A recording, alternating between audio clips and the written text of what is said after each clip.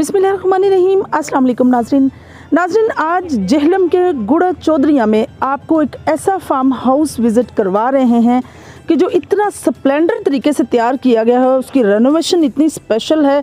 और यहाँ चौधरी अब्दुल हफीज़ गुज्जर साहब जो कि दुबई के मारूफ बिजनेसमैन हैं, उन्होंने घोड़ों का शौक़ करके दिखा दिया है कि किस तरह से घोड़ों से प्यार करते हैं, किस तरह से उनकी केयर करते हैं और किस तरह से उनके साथ मोहब्बत को जो है पाया तकमील तक पहुंचाते हैं।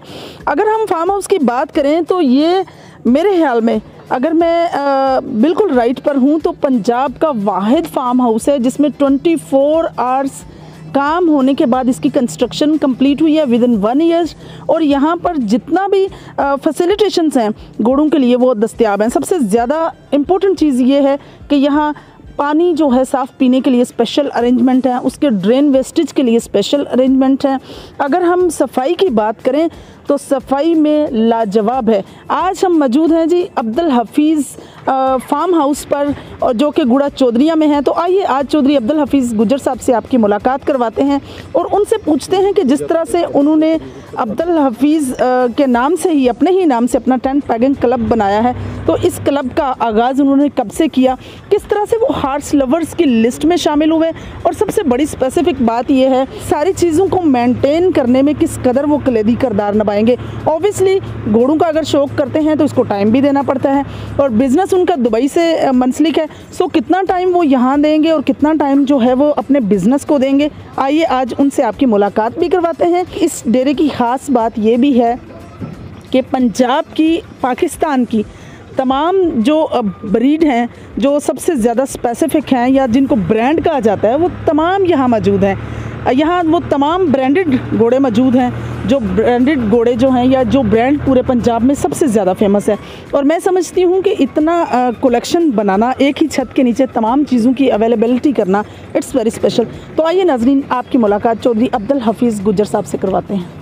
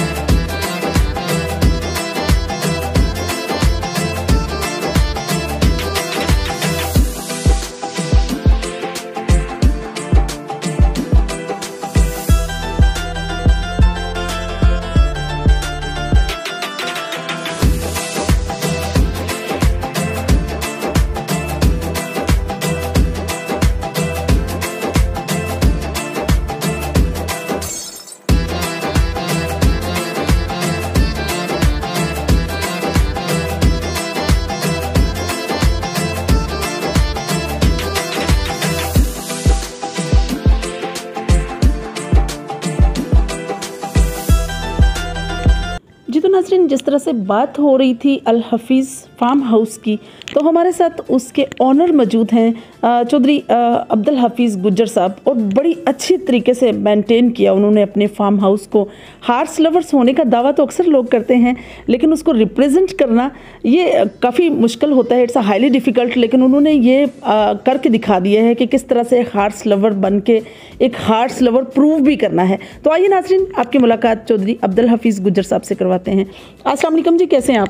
वालेकुम अस्सलाम जी, मोस्ट वेलकम आपका फार्म हाउस के अंदर जी। आपने अपना कीमती टाइम निकाला हमारे लिए जी, थैंक यू सो मच। जिस तरह से आप एक मारूफ बिजनेसमैन हैं और माशाल्लाह से बचपन से जवानी आपकी वैसे ही मोस्टली कराची में ही गुजरी, किस तरह से आपको शौक़ पैदा हुआ, किस तरह से हार्स लवर बने आप, किस तरह से घोड़ों का आगाज़ किया आपने? एक्चुअली मैं मूव हो गया था 2012 में दुबई में बिज़नेस में बिज़ी हो गया। बिज़ी होते होते फिर सोचा कि कोई, यानी बचपन से घोड़ों का शौक़ था। फिर आपको पता पंजाबी, फिर चौधरी, फिर ऊपर से गुज्जर, तीनों टैग्स हमारे साथ। तो शौक़ था कि जानवरों का और घोड़ों का, तो ख़ास तौर पे। फिर नेज़ाबाजी वहाँ बैठे बैठे देखता था। कुछ मेरे दोस्त हैं, राजा आतिफ हैं चकवाल वाले, मेरे बहुत अच्छे दोस्त हैं, उन्होंने भी घोड़े रखे हुए, तो उनसे भी बातें करना, डिस्कस करना। तो फिर एक आहिस्ता आहिस्ता इंटरेस्ट पैदा हुआ कि ये अब खुद भी नेज़ाबाजी में आया। तो घोड़ों का था ही, फिर सोचा घोड़ा फार्म बनाया जाए। फार्म बन गया, फार्म के बाद टेंट पैकिंग क्लब बन गया। अब नेज़ाबाजी में एंटर हो गए। तो लास्ट अक्टूबर से अल्हम्दुलिल्लाह हमने 2023 से स्टार्ट कर दी नेज़ाबाजी। अच्छे से करना। ये सारी चीज़ें कितनी देर में आपने प्लान की और कितनी देर में आपने पाया तक मेल तक पहुँचाई? प्लान तो मैं काफ़ी अरसे से कर रहा था, कोई मुझे साल डेढ़ हो गया था सिर्फ प्लानिंग में। लेकिन जब कंस्ट्रक्शन स्टार्ट हुई तो लास्ट 9 अगस्त 2023 से हमने जो है ना इसकी कंस्ट्रक्शन स्टार्ट की। और अल्हम्दुलिल्लाह तकरीबन ये 7 एकड़ पे हमारा बाउंड्री वॉल है, फार्म हाउस है माशाल्लाह। तो तकरीबन अब आपके सामने आपने सारा चीज़ देखी अपने। हमने कोई तकरीबन 80 to 100 लोग यहाँ पे वर्कर्स जो है ना दिन रात काम कर रहे थे, रात 3 बजे तक। क्योंकि मेरा मोटो एक ही था, क्योंकि हम आपको पता है ज़्यादा लोग बाहर होते हैं तो टाइम बड़ा शॉर्ट होता है। तो मेरी कोशिश ये थी कि मैं विदिन 6-7 मंथ्स जो है ना अपने स्टेबल्स रेडी करूँ, ताकि हम अक्टूबर जब सीज़न आएगा उसमें हम अपना पार्टिसिपेट कर सकें नेज़ाबाजी में। फिर साथ साथ ये था कि बाकी कोठी घर जो भी बना ये अभी रिसेंटली महीना पहले सब चीज़ें रेडी हुई। तो अल्हम्दुलिल्लाह हमने 12 महीने के अंदर 7 एकड़ अपना फार्म हाउस विद तकरीबन 23 हमारे स्टेबल्स और उसके साथ एक्सपेंशन की सारी प्लानिंग करके हमने सारी चीज़ें बनाई। मार्की वार्की सब हमने रेडी किया इसके अंदर। ज़बरदस्त जी। 11 मंथ्स में सारी चीज़ें हमारी ऑन ग्राउंड हो गई थी जी, सारी चीज़ें माशाल्लाह, बिल्कुल सही। अच्छा अब्दुल हफीज़, ये जो फार्म है इसके बारे में ये कहा जाता है कि यहाँ तमाम ब्रांडेड जितनी भी ब्लड लाइंस हैं वो आपने सेफ रखी हुई हैं और आपके पास मौजूद हैं। तो ये शौक़ कैसे आपको पैदा हुआ कि तमाम ब्लड लाइंस को एक जगह एक छत के नीचे रखा जाए? जब मैं स्टार्ट करने वाला था तो मैंने काफ़ी रिसर्च की इसके ऊपर, काफ़ी लोगों से मिला, बहुत अच्छे जुल्फ़िकार अली बागड़ी साहब एक बड़ा नाम है, उनसे बड़ी गाइडेंस ली, बड़े अच्छे उनसे मेरे ताल्लुकात हैं, मैं उनकी बड़ी रिस्पेक्ट करता हूँ। उस खैर इस लाइन में सीनियर हैं। राज आतिफ मेरे बड़े अच्छे दोस्त हैं। पिंडी गाजी क्लब में हाजी सजाद साहब, चौधरी अली चौधरी उमर, वो बड़े अच्छे दोस्त हैं, उनसे गाइडेंस ली। तो इन सब की गाइडेंस जब मैं ले रहा था और रिसर्च कर रहा था तो मैं डिफरेंट एरियाज़ में गया, झंग गया, फैसलाबाद गया, सरगोदा गया। तो डिफरेंट ब्रीड जो है हॉर्सेस की मुझे पता चली, उनके नाम पता चले जी। हमारा जफे वाला, जुल्ले सियाल वाला, अकरम चंद वाला, और डिफरेंट पूरी वकारपुरी साहब हैं, मोहसिनपुरी साहब हैं फैसलाबाद, वो बड़े अच्छे दोस्त हैं।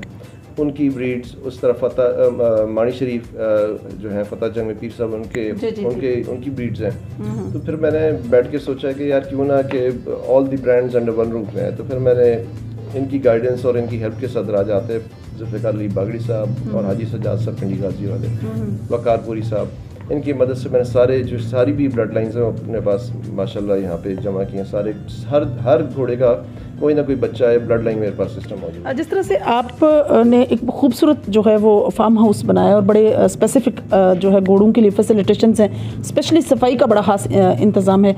चूँकि आप इस फील्ड में न्यू कमर थे, भले शौक़ आपको बहुत पुराना था, अगर हम हेल्थ की बात करें तो इसमें अवेयरनेस होना बड़ा ज़रूरी है। तो आपने इनके खाने, इनके फूड, इनका स्पेशली इनकी हेल्थ के बारे में कॉन्शियस किस तरह से हुए, किस तरह से आपने प्लान किया? ये जैसे बाकी फार्म हाउस वाले करते हैं जो ऑर्गेनाइज तरीके से काम कर रहे हैं, हम उनको तो फॉलो, हमने वही चीज़ें वहीं से स्केड्यूल उठाए हैं ज़्यादातर। लेकिन जब सफाई का मामला आता है उससे मैं वैसे ही बहुत स्ट्रिक्ट हूँ। तो मैंने मतलब एक बाहर के मुल्क में पॉलिसी होती क्लीन एज यू गो, यानी आप जैसे कुछ बैठ के खाए पिए और जब जाएँ तो अपनी जगह साफ़ करके जाएँ, क्लीन एज यू गो की पॉलिसी पे हम चले। मैंने क्या किया कि मैंने हर घोड़े के लिए एक सही रखा हुआ है, एक आदमी एक घोड़े के लिए, हमारे ऑलमोस्ट बच्चे मिला के 25 इस टाइम मेरे पास जो है जानवर है। तो मैंने यही सख्ती रखी हुई है कि सफाई, घोड़ों की खुराक में अगर 5-10% कमी भी हो जाए तो मसला नहीं है, लेकिन उनकी सफाई के ऊपर जो है ना वो किसी सूरत भी कॉम्प्रोमाइज़ नहीं है। तो इसी वजह से मैंने जितने भी आपने हमारे शायद स्टेबल्स देखे अंदर से जाके, तो हमारी खोलियाँ सब मार्बल्स की हैं, उनके सेवरेज, वाटर सेवरेज का निज़ाम भी हमने अंडरग्राउंड रखा हुआ है। तो सफाई का बहुत ज़्यादा ख्याल है। आप किसी भी हमारे स्टेबल्स में जाएंगे आपको स्मेल नहीं आएगी, इसकी श्योरिटी है कि हम लोग बहुत ज़्यादा सफाई में रखते हैं। तो हमने स्केड्यूल्स दिए हुए, हमारी एक सफाई का टाइम है सुबह 6 बजे, फिर 10:30 to 11, क्योंकि 9 बजे 8 से 9 हमारा फीडिंग टाइम होता है हॉर्सेस का, 10 to 11 अगेन क्लीनिंग होती है। फिर हमारे सही का खाना 12 से 1 उनका लंच टाइम होता है, 1 बजे फिर क्लीनिंग का टाइम होता है और एक दफ़ा सुपरवाइजर सारे रूम में जाके देखता है। 2 से 4 इनकी ब्रेक होती है। 4 बजे फिर घर का राब्रोश, सुबह भी होता है 6 बजे, शाम को 4 बजे घर का राब्रोश, फिर हम घोड़ों को बाहर निकालते हैं ओपन एरिया में, फिर क्लीनिंग होती है। फिर उसके बाद 8 बजे हम इनका दोबारा फीडिंग टाइम होता है जब हम अंदर करते हैं। 8 बजे के बाद फिर एक दफ़ा रात को सोने से पहले 9:30 बजे इनकी क्लीनिंग होती है। दिन में 4 टाइम क्लीनिंग होती है। ज़बरदस्त। जो सब जिस तरह से आपने शौक सिर्फ किया नहीं, दिखा दी है कि किस तरह से मैनेज किया जाता है, शौक को संभाला किस तरह से जाता है। आपने घोड़ों की मोहब्बत को, एफिलेशन को लोगों को प्रूफ करके दिखा दिया, बड़े अच्छे से आपने मैनेज किया हुआ है। घोड़ियों की अगर बात करें तो अक्सर जगह पर हमने विज़िट किया, माशाल्लाह से बड़े हार्स लवर लोग मौजूद हैं और बड़ा प्यार करते हैं, बड़ी केयर करने वाले भी हैं, लेकिन घोड़ियों की हेल्थ के बारे में कॉन्शियस नहीं है। एक्चुअली मुझे लगता है कि they don't know how to treat. सबसे पहली बात ये कि उनका तौलीदी सिस्टम, उनका जिस तरह से एंटीनेटल चेकअप, ये सारी चीज़ों को मैनेज कर, इसकी बाकायदा तौर पर इंफॉर्मेशन होना ज़रूरी है।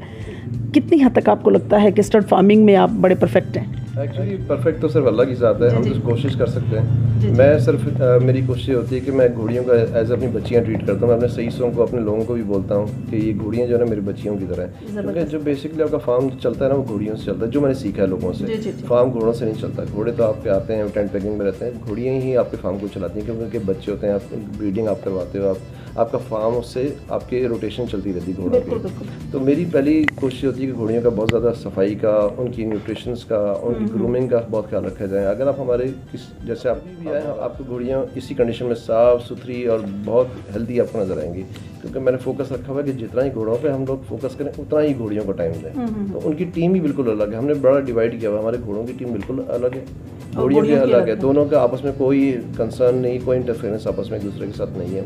वो टीम ही बिल्कुल प्रैक्टिस स्टार्ट की है। मेरे अपने सवार हैं, मेरे अपने एरिए के ही लोग हैं जो मेरे साथ सवारी करते हैं। पहले हमारे पास महर नासिर अली सुपरा साहब थे, चैम्पियन पंजाब, उनकी खिदमत हमने ली थी, उनसे भी कुछ चीज़ें सीखी हैं। फिर अभी मैं खुद भी प्रैक्टिस कर रहा हूँ, मेरे पास एक आशिक है, सुपरवाइज़र है, मैं उससे सीख रहा हूँ। बागड़ी साहब से गाइडेंस लेता हूँ कभी कभार कॉल करके, राजा आतिफ से गाइडेंस लेता हूँ कॉल करके। तो चीज़ें खुद, बाकी ये है कि फिजिकली प्रैक्टिकली खुद प्रैक्टिस कर रहा हूँ, तो आहिस्ता आहिस्ता रोज़ एक नई चीज़ सीखने को मिलती है। लेकिन ये है कि ये एक लॉन्ग टर्म प्रोसेस है। ये नहीं है कि मैं आपको कहूँ कि अक्टूबर में, मेरा प्लान है कि मैं अक्टूबर में खुद लीड करूँ, वो मैं कर लूँगा इंशाल्लाह। लेकिन ये चीज़ें ऐसी हैं कि ये लर्निंग प्रोसेस पूरी ज़िंदगी चलता रहता है, आप हर रोज़ एक नई चीज़ सीखते हैं। तो ऐसा नहीं कि आप बस आप परफेक्ट हो गए। माशाल्लाह से घोड़े बड़े स्पेशल हैं सारे, सबके कलर्स बड़े स्पेशल हैं। मुश्का कलर जो है वो ऑब्वियसली बड़ा अट्रैक्ट करता है। अगर आइज़ के अट्रैक्शन की बात करें या ब्यूटी की बात करें तो लोग ज़्यादातर जो है नुकरे को पसंद करते हैं। मोस्टली ताज़ेदार लोगों से हमने सुना है कि नुकरे जो हैं वो ज़रा कोड आइस होते हैं। What's your opinion that? नुकरे बेसिकली मैंने रखे हुए हैं, बस 3 नुकरे घोड़े हैं और मेरे पास अब बच्ची भी नुकरी है। मुझे तो इटसेल्फ खुद 5 कल्याण मुश्कों का बहुत ज़्यादा शौक है, लेकिन चूंकि अब 3 नुकरे भी मेरे पास हैं तो नुकरे अच्छे होते हैं। आइस की तो बात नहीं है, डिफरेंट चीज़ें होती हैं इनकी। कुछ लोगों का कहना है कि नुकरे थोड़ा सा डरपोक या थोड़ा से बुज़दिल, या ऐसे बुज़दिल तो नहीं कह सकते, हाँ उनमें थोड़ी झिझक होती है। जैसे हमारे यहाँ लड़के होते हैं, मम्मी पापा लड़के होते हैं, इस तरह वो घोड़े मम्मी पापा घोड़े होते हैं। जी मतलब थोड़ा हेजिटेशन जो है नहीं होते, हेजिटेशन होती हैं बेसिकली। तो ये मेरा अपना एक्सपीरियंस है, हर एक का अपना ओपिनियन है विच आई रिस्पेक्ट। ऐसा नहीं है, हर एक का अपना ओपिनियन होता है। तो बस वो कहते हैं ना, इंग्लिश का एक मुहावरा, beauty lies in the eyes of beholder. तो हाँ जी, तो बेसिकली मुझे, मेरी नज़रों को जो है ना पंच कल्याण मुश्का पसंद है। हर घोड़े की अपनी एक क्वालिटी है, चाहे वो नुकरा हो, चाहे वो मुश्का हो, चाहे वो कुमैद हो, चाहे वो ईसा हो, आप किसी से कंपेयर नहीं कर सकते। हर घोड़ा अपनी क्वालिटी लेके चलता है। लेकिन ये कि मुश्के पंच के लान ज़रा मुझे इस वजह से अट्रैक्टिव लगते हैं कि आप 10 घोड़ों में खड़े हुए, 100 घोड़े में खड़े हो ना, 4 पैर वाइट, माथा वाइट, मुश्क का कलर, वो जब निकल के सामने ऐसा आता है ना एक बड़ा घोड़ा, अगर उसकी हाइट अच्छी है, अगर उसका सीना बड़ा है, वो जब उसका पुट्ठा बड़ा है, डबल बॉडी, जब वो घोड़ों के दरमियान में से निकल के आता है ना, लहराता हुआ बालों के साथ, तो मुझे वो उसकी ब्यूटी बड़ी खूबसूरत अट्रैक्ट करती है। ऑब्वियसली सारे ताज़ेदार लोग बड़े अच्छे हैं, बड़े स्पेसिफिक हैं, अच्छे शाह सवार हैं, लेकिन कुछ स्पेसिफिक अंदाज किसी का भी जिसको आप देखते ही कहते हो कि ये बड़ा इंस्पिरेशन वाला है। मेरे पास जी अंबर का एक बच्चा है जो मैंने वकारपुरी साहब से लिया था, बड़ी से रिक्वेस्ट से लिया था और उन्होंने हमें इनायत किया था। उसका नाम मैंने शाहीन रखा है, मुश्का है, उसके 3 पैर वाइट है, उसकी चाल, और एक मेरे पास घोड़ा है नूर नज़र, बड़ा फेमस घोड़ा है जी, वो बहुत हाई स्पीडर घोड़ा है। वो उसकी चाल, वो जब चल के आते हैं दोनों और जब दौड़ते हैं, वो अपना सर बिल्कुल ऐसे आगे नाग की तरह, यानी जिस तरह सांप होता है ना नाग, बिल्कुल उस तरह अपना सर रख के भागते हैं। वो बड़े खूबसूरती से भागते हैं। एक घोड़ा लाली है नुकरों में, उसकी हाइट भी काफ़ी है, वो भी इस तरह। ये 3 घोड़े जो है ना जब ग्राउंड में भागते हैं तो दिल को एक खुशी सी और एक बलबला और जोश भी होता है कि यार इन पे राइड किया जाए। तो उन्हीं को देख देख के मुझे खुद भी नेज़ाबाजी का बड़ा शौक हो गया कि यार मुझे इन घोड़ों को पकाना है अब। तब इस वजह से मैं खुद प्रैक्टिस कर रहा हूँ नेज़ाबाजी। सवार में को आप पसंद करते हैं या अगर मालिक खुद जो है वो एक अच्छा शाह सवार बने उसको ज़्यादा प्रेफर करते हैं? जी ऑब्वियसली मालिक की, वो कहते हैं लीड फ्रॉम द फ्रंट। अगर जब तक आप खुद लीड नहीं करेंगे तो फिर आप हमेशा डिपेंडेंट ही रहेंगे ना किसी पे।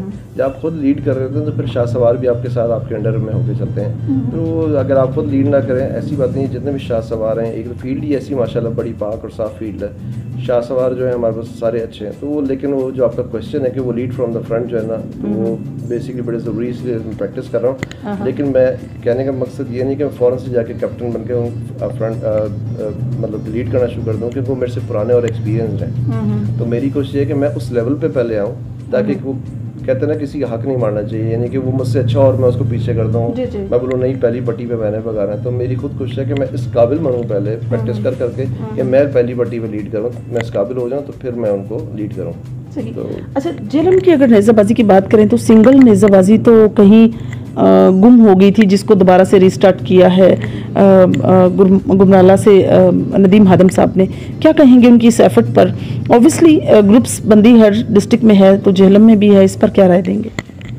जी हम तो ग्रुप बंदी के चक्कर में नहीं पड़ते। काफ़ी लोग हमें ऐसे आते हैं कि जी आप वहाँ जा रहे हैं तो हम यहाँ मसला होगा वहाँ।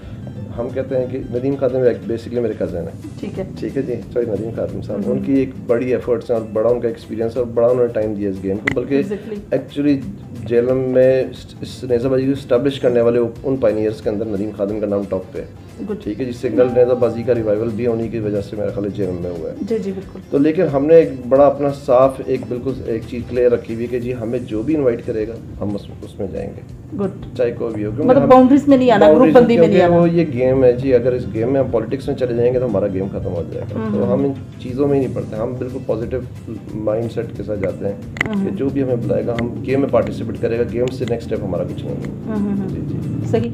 अच्छा, जिस तरह से शाह सवार बड़े अच्छे होते हैं और कोई ऐसा शाह सवार होता है जिसका स्टाइल बड़ा पसंद होता है, कोई ऐसा शाह सवार जिसका स्टाइल, जिसका नेज़ा मारने का स्टाइल, बैठने का स्टाइल, घोड़े को स्पीड से दौड़ाने का स्टाइल जो है बड़ा स्पेशल लगता हो आपको? एक है जी गोल्डन बॉय के नाम से मशहूर, उनका नाम मैं भूल गया, अल कबीर अवान क्लब से एक पठान यंग लड़का है जिसको गोल्डन बॉय का नाम दिया गया। वो बहुत खूबसूरत उनका स्टाइल है। मैं काफ़ी बार उनको मैंने टिकटॉक पे भी देखा है, मैंने उनको फोर्ट्रेस स्टेडियम में भी घोड़ा भगाते हुए देखा है। वो यंग है बहुत, इंटरनेशनल नेज़ाबाजी में भी जा चुके हैं, पाकिस्तान को रिप्रेजेंट कर चुके हैं। लाहौर से है। अच्छी आपकी ख्वाहिश है और अच्छा आपका ख्वाब है। अच्छा, जिस तरह से आपने घोड़े रखे हुए हैं और घोड़ों में कोई स्पेशल जो आपको मतलब लगता हो कि इसका अंदाज जो है वो चालबाज के हवाले से मैं बात कर रही हूँ। मैंने उस्ताद जीवन हयात जम्मट से एक घोड़ा लिया था, लिया क्या था बल्कि उन्होंने गिफ्ट ही दिया था। एक चंबा घोड़ा है मेरे पास, उसका नाम मैंने रखा है सजावल, वो 63 उसकी हाइट है। तो मेरी कोशिश होती है मैं उसी पे ज़्यादा प्रैक्टिस करता हूँ। काफ़ी बड़ा घोड़ा है ताकि जब मैं सबसे मैक्सिमम हाइट वाले घोड़े पे जाऊँ, प्रैक्टिस करूँ और उसकी डबल बॉडी में वो चंबा, आपने देखा होगा एक घोड़ा है चंबा वाला, उसी पे मैं ज़्यादा प्रैक्टिस करता हूँ। तो मेरी कोशिश होती है कि उसी पे, क्योंकि जब उसके जिसके पास मैं किसी और घोड़े बैठूंगा ना, उससे बड़ा नहीं होगा, उसे 19-20 छोटा ही होगा, बड़ा नहीं होगा, तो ताकि मुझे कोई मुश्किल और डिफ़िकल्टी फेस ना करनी पड़े। मैं उसी प्रैक्टिस करता हूँ। ज़बरदस्त। जिस तरह से ये नवाबी शौक़ है और सबसे डिफ़िकल्ट जो है सीखने के अमल में वाग को पकड़ना, कंट्रोल करना, किस हद तक वाग को ढीला करना है तो घोड़े की स्पीड ज़्यादा होगी, किस हद तक उसको जाके एक टाइट कर लेना है, तो ये चीज़ें जो हैं आप कितनी हद तक आपको इस पर गिरफ्त आ गई है? इस पर तो अल्हम्दुलिल्लाह काफ़ी गिरफ्त हो गई है, लेकिन अभी मैं सांग के साथ जो है ना प्रैक्टिस कर रहा हूँ। ये वाग का तो अल्लाह का शुक्र है कंट्रोल मेरा सही है। अब सिर्फ सांग के साथ मैं नेज़ाबाजी की प्रैक्टिस कर रहा हूँ ताकि किले लगेंगे। जैसे मैं आपको फॉर एग्जांपल बता रहा हूँ कि जैसे मैं मिसाल है 10 बार घोड़ा भगाया सांग के साथ, तो 10 किले लगे तो मैंने 5 या 6 बार किए, 4 बार मिस कर दिए, तो मैं समझता हूँ 50-50 हूँ। तो मेरी कोशिश है कि जब तक मैं 10 में से 8 किले या 9 किले ना उठाऊँ मैदान में, तब तक मैं ग्राउंड में ना उतरूँ। ये मेरी अपना ओपिनियन, अपनी सोच है मेरे। जी हाँ, ज़बरदस्त। अच्छा साहब, जिस तरह से आप दुबई के एक मुमताज़ बिजनेसमैन है माशाल्लाह से, लेमोजिन से रिलेटेड आपका बिज़नेस है, तो चीज़ें मैनेज करना, आपने बड़ा खूबसूरत फार्म हाउस बनाया और इतनी खूबसूरती से प्यार से कोई चीज़ बनाए तो उसको टाइम देना पड़ेगा ऑब्वियसली। किस तरह से टाइम देंगे आप? अच्छा, मैं बेसिकली हर महीने 1 हफ्ते के लिए यहाँ पे आता हूँ। ठीक है। पीछे मेरे कज़न होते हैं चौधरी रियाज गुजर साहब, जी। वो सारा देखते हैं, मैनेज करते हैं। होता है यहाँ भी लोगों को मैनेज करना है। वहाँ नंबर ऑफ पर्सन ज़्यादा है, नंबर ऑफ एम्प्लॉइज़ ज़्यादा हैं, या नंबर ऑफ एम्प्लॉइज़ कम है, लेकिन हर एक की अपना एक सिस्टम है। वहाँ हर चीज़ सिस्टमेटिक चलती है। या ज़रा आपको बोल के हर चीज़ करवानी पड़ती है। लास्ट में आप अपने जैसे न्यू कमर्स लोगों को, अपने जैसे शौकीन मजाज लोगों को जिनको वाकई घोड़ों से बहुत प्यार है, क्या पैगाम देंगे उन्हें? पैगाम तो यही है जी, बहुत अच्छा शौक है, सब कुछ में आना चाहिए। जी। आजकल हालात दुनिया में इस तरह की चीज़ें आ गई हैं। बेसिकली मेरा तो ये मोटो है कि ख़ुद भी आए, जब आप आते हैं तो आपके बच्चे भी आते हैं। आजकल सोशल मीडिया का दौर है, लोग बच्चे इतनी सारी चीज़ों में पड़ गए हैं, उनकी अवेयरनेस बहुत ज़्यादा हो गई है, बच्चों की रीच अब बहुत ज़्यादा ईजी हो गई है, चाहे आप नेगेटिव चीज़ों में बोलें या पॉजिटिव में बोलें। अगर आप इन शौक़ों में पढ़ते हैं तो आपकी औलाद, आपके बच्चे, आपकी आने वाली जनरेशन भी वो इसी शौक़ को पकड़ती है, तो वो वहाँ से राइट लेफ्ट नहीं होती है। जब बच्चों को घोड़ों का शौक़ हो जाए ना, तो बच्चे उल्टी सीधी चीज़ों में नहीं जाते। एक तो नवाबी शौक़ है, साफ़ सुथरा है, रिस्पेक्टेबल शौक़ है, तो आपके बच्चे भी अगर इसमें पढ़ जाएँ तो आपके माइंड से ये स्ट्रेस हट जाता है कि मैं तो यार शौक़ कर रहा हूँ, अपना कर रहा हूँ, तो मेरे बच्चे कहीं गलत जगह पे ना चल रहे। तो जब आप घोड़े रख लेते हैं ना, बच्चों का भी शौक़ ऑटोमेटिकली आपको देख के वो उसी में चीज़ में चले जाते हैं और वो किसी गलत चीज़ में नहीं पड़ते। तो ये शौक़ सबको करना चाहिए अगर वो अफोर्ड कर सकते हैं और टाइम दे सकते हैं। मेन चीज़ है टाइम। अगर आप शौक़ कर लें और टाइम ना दे पाएँ तो फिर आपका शौक़ बेकार है, क्योंकि आप घोड़ों के साथ भी ज़्यादती कर रहे हैं। जी तो नाज़रीन, ये थी चौधरी अब्दुल हाफिज़ गुजर साहब की गुफ्तगू जो आप लोगों ने सुनी। बहुत अच्छे से उन्होंने फार्म हाउस ना सिर्फ बनाया है, उसको अच्छे से मैनेज भी किया हुआ है। हर चीज़ मैनेजमेंट की और सफाई की अगर मैं बात करूं तो मेरे ख्याल से 10/10 मार्क्स में से भी आप ज़्यादा ही कह सकते हैं, क्योंकि कहीं आपको कोई गंदगी का तिनका भी नहीं नज़र आता। जिस तरह से जो है हमारा ईमान का हिस्सा है, सफाई निसफ ईमान है, ओबियसली हर उस इंसान का आधा ईमान कंप्लीट हो जाता है जो सफाई को पसंद करता है। और घोड़ों की जहाँ तक बात हो तो घोड़ों में ऑटोमेटिकली, चूँकि ये ओबियसली है तो एनिमल्स ना, इनकी सफाई के लिए काफ़ी जो है एफर्ट करनी पड़ती है। तो हमने खुद जाकर एस्टेबल के अंदर देखा है, कोई बदबू नहीं, कोई किसी किस्म की गंदगी नहीं, बड़ी अच्छे तरीके से हर चीज़ को मैनेज किया हुआ है। और इसी तरह की मैनेजमेंट जो है वो शो करती है कि आप एक हार्स लवर है और अच्छे हार्स लवर है। इंशाल्लाह मेरी और आपकी मुलाकात होगी फिर किसी नए प्रोग्राम में। तब तक के लिए इजाज़त चाहती हूँ। अल्लाह हाफिज़, अल्लाह निगहबान।